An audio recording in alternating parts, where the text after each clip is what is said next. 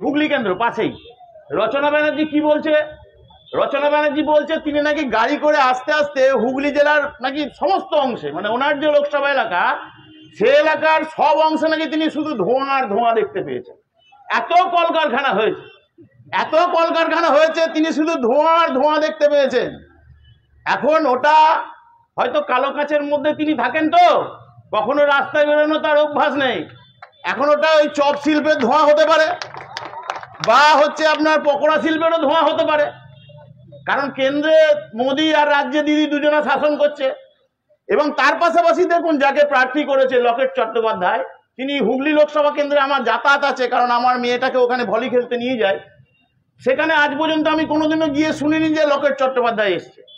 তা এই কারণেই বলছি যে আজকে দেখবেন তৃণমূল এবং বিজেপি মানুষের মনটাকে যাতে সহজে জয় করা যায়, এইটা হচ্ছে ওদের কায়দা। কোথায় দেব, কোথায় লকেট চট্টোপাধ্যায়, কোথায় মিমি, কোথায় হচ্ছে আরো এই সমস্ত যে আর সিনেমা আর্টিস্টগুলো দিয়ে সন্ধ্যা রায়, তাদেরকে দাঁড় করিয়ে দিয়ে ওরা মানুষের মনটাকে ভুলিয়ে দেওয়ার চেষ্টা করে এবং মানুষ ভুলে যায়। যথারীতি বিগত যে বিধানসভা বলুন লোকসভা বলুন তাতে মানুষ ভুলটা করেছিল।